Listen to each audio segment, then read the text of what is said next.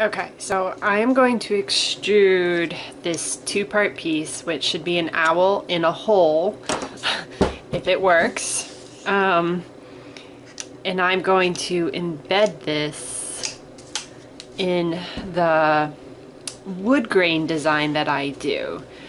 So I did just a plain wood grain, which you saw, and now I decided to have a little bit of fun with the technique. So I did not pound down or condense this soap well enough.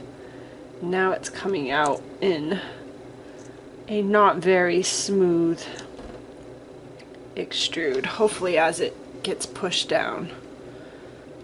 Might just have to cut off the first part. Anyways, sorry. So I do this upside down and I just go very slowly, as you can see. So I'm doing the owl in a light color because I'm going to do the hole in a black, and then obviously the wood grain will be in brown. So I want the owl to stand out. Hence why I'm doing this lighter color. And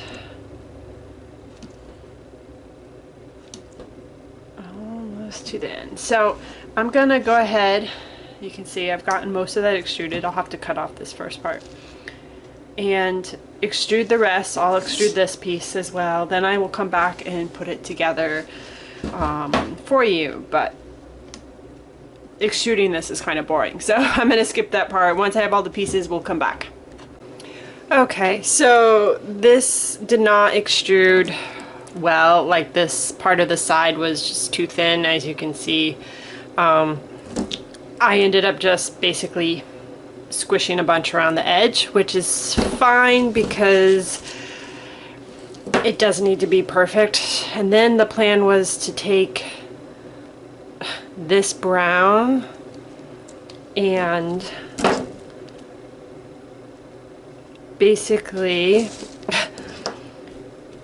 cover this so it has, like I said, that tree hole outline. So that's the plan, which I think will work. Like I said, it's not all going to be perfect, but I think it doesn't need to be. Like, it can have rough edges and gaps, and it's not going to be the end of the world. So just gonna basically attempt to do that. So we'll wrap this around and pat down. And basically, I'm just going to use my hands and smooth it in place.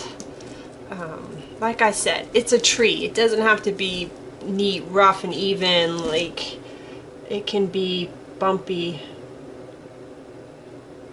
and thicker in some places and not in others, and still, I think, look realistic. So I'm just gonna go ahead and do that. I'll speed this up so you don't have to watch it in slow motion, because it's probably gonna take me a few minutes, and then we'll move on to the leaves.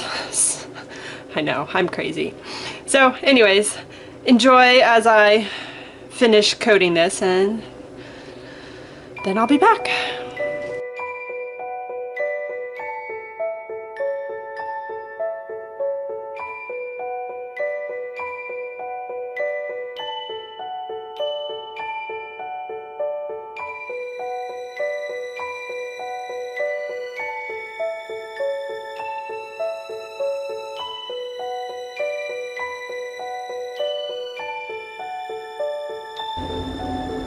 So there's the owl in the tree. Now I need to make the leaves. The leaves are gonna get applied after I make the bar. I'm gonna attach them on because I'm nuts.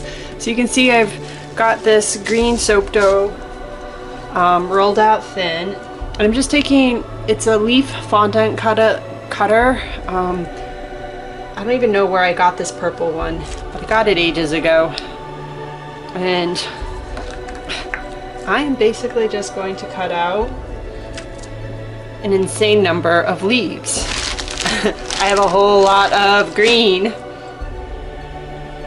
prepared because my plan is that I will put it all along the top of the bar, which I'm gonna need a lot for. So yeah, basically this is what I'm going to do. I am just going to cutter out what will feel like a million leaves. I know it's not quite that many, but it's gonna be a lot. In fact, I should probably count and see just how many I make.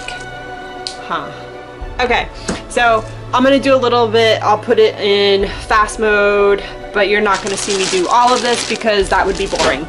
But I wanted to show you all the different elements that went into preparing this final soap. Because it's a lot of work, and so I just wanted you to kind of see the process that I went through to create this soap. And I don't even know if the soap's gonna turn out good or not. I hope so. You put all this work into the soap and you really hope it does turn out well. So anyways, I'm off to cut tons and tons of leaves out. I'll be back.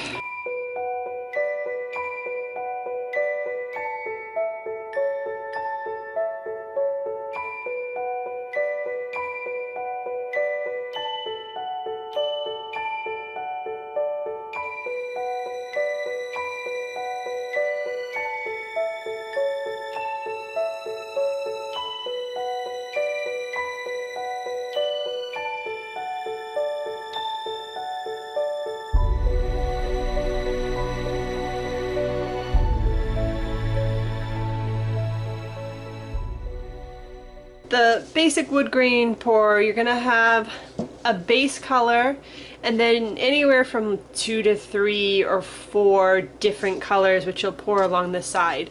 Most people use 4, but you can use a variety of like color combos, so the same color but you lighten it up a little bit. You could probably use more than 4. You could just use 3 and have alternating colors. Like, there's not a wrong or a right answer when it comes to the wood grain.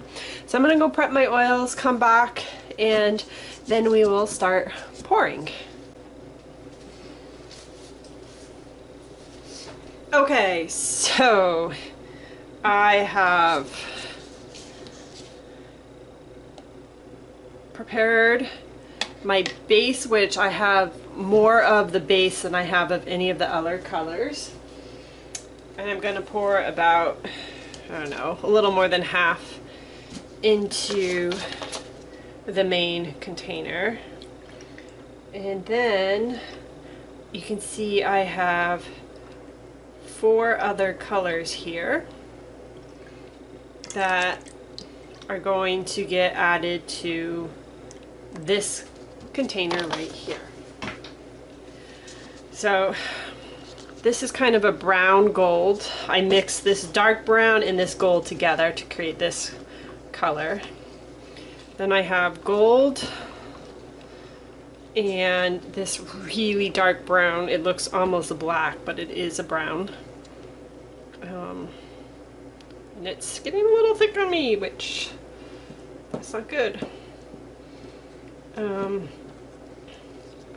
then I have this yellow, which has been sitting here the longest, and hopefully, that one too is a little thick, but I think I can mix it.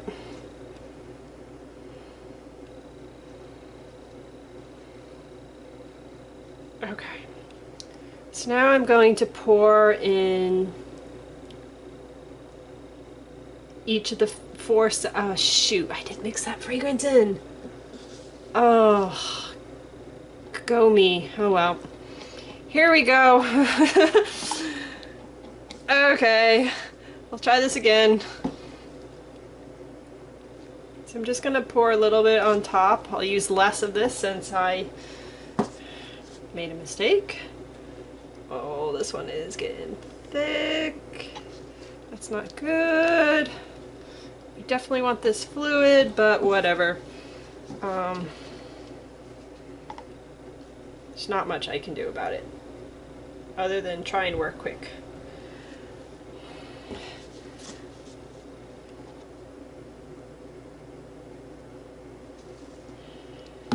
Actually, I could probably add a little bit of water to it. And then this is just a gold mica in some oil.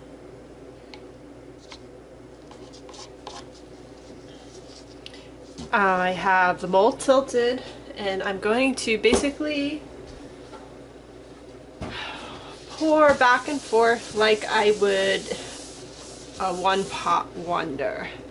So I'm just gonna go back and forth and just keep doing that. I want to get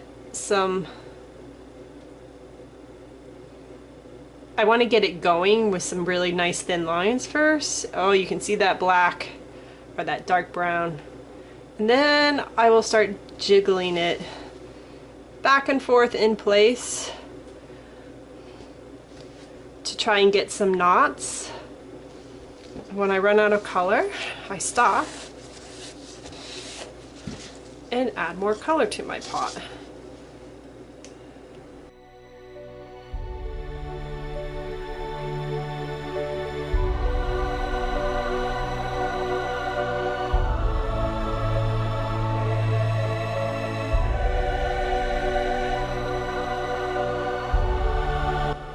So I found with the first batch I did that I wish I had added more knots. So that's what I'm trying to do now. Is add a few more knots as I go versus the previous batch. I'm gonna add the rest of my brown base in here.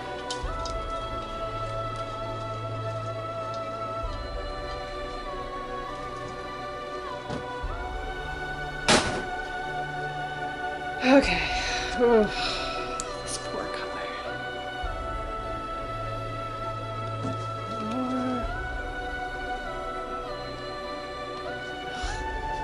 God, it's getting so thick.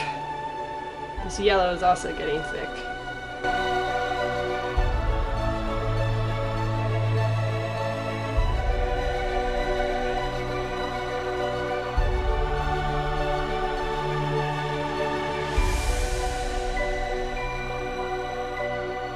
Oh my.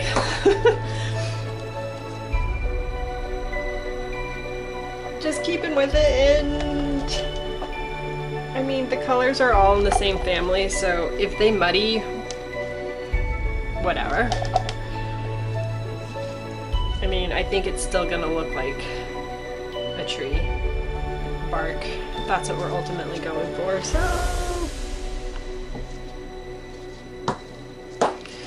Okay.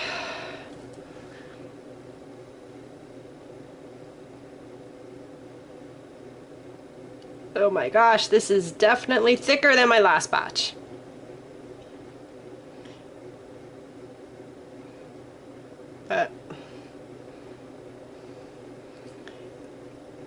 Just gonna keep going. You never know what you might get. It could surprise you when you cut it. Lower this a bit.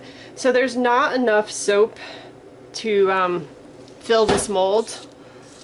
It basically is a 3-pound mold, but I only did a 2.5-pound batch because when I add those embeds, they are almost a pound. I think they're like 14 ounces, or maybe it was a little less. I don't know. But the point is that it was more, it would give me, like when I added those to a 2.5-pound, it would come out to more than 3 pounds, which is fine because this mold will hold more than 3 pounds, but generally when I make this, I do it as a 3-pound batch. I know. I'm making a mess. I'm trying to be quick since this has gotten so thick, and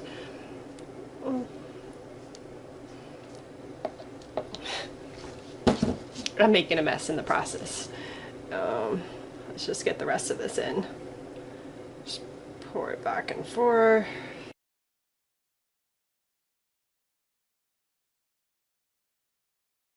I think I have been more spectacularly messy today than I have in a long while.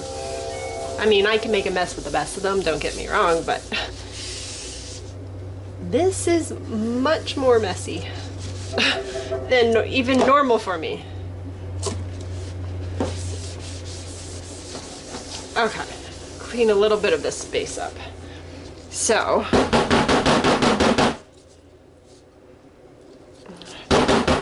now I'm going to take these. So I marked the liner. So this is the size. So I'm going to be cutting them in width lengths, and then I will cut them 3 1/4 inch. And I basically want these to sit not quite centered because I'm going to put leaves on the top. So I'm just going to push that down so it's not totally to the bottom, but closer to the bottom. And I have no idea how pushing an embed into this is going to affect the knots in the wood grain pattern too. It might be cool, it might totally disrupt it and it not like we lose that whole wood pattern. I have no clue. This is a brand new experiment for me. I've never done a wood grain and added embeds into it. That one shifted a little bit, come on. And now I'm manipulating it on top of that. So yeah, so it'll get cut here, that'll just be sitting below, and cut here where it's, I wish it was slightly higher up, but it's not moving. So come back tomorrow when we cut this, or I cut this, and let's see what I have, because I have no clue what I'm gonna end up with. None whatsoever. I have no idea if I destroyed the knots in the wood grain pattern by putting these in. The soap was thick, one of the colors, so it could have been disastrous. I don't know. We'll find out. Either way, I still think it'll be cute with the owl embeds, even if it doesn't quite have the wood grain pattern. I think it'll look like a tree when I add leaves. Yeah, so till tomorrow. Now the goal is to take all these leaves and kind of attach them around the edge. Yeah, I'm not quite sure how that's gonna work. I'm just gonna play a bit and see how it goes, and hopefully it will look cute. I thought about piping it, but I don't know, I just didn't want to pipe. Like, I can't even explain why. I just, maybe because after the gnomes, which were such a pain to do, I was just tired and didn't feel like attempting to pipe. So I thought, oh, I'll just cut out all these leaves from soap dough and then individually attach them, which actually is probably going to take more time and effort than piping them. But I just really didn't want to pipe soap today on these. So this is what I'm doing, and I will play with it and see how it turns out and just go with it.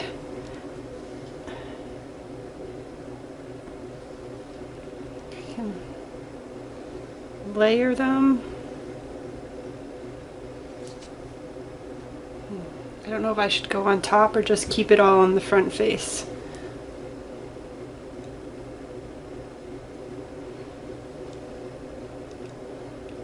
Decisions. I don't know. Maybe I go over just a little.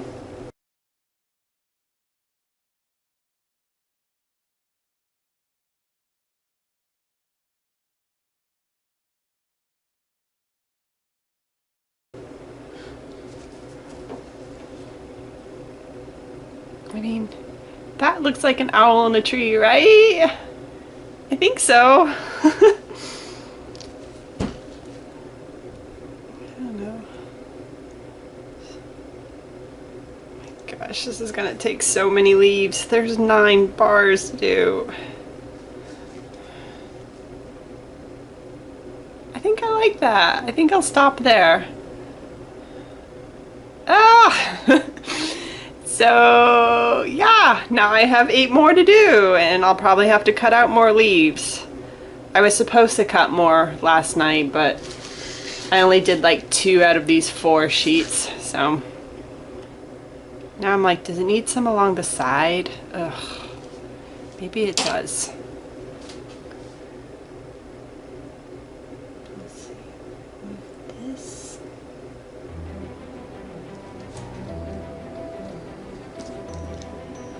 Oh, Jennifer.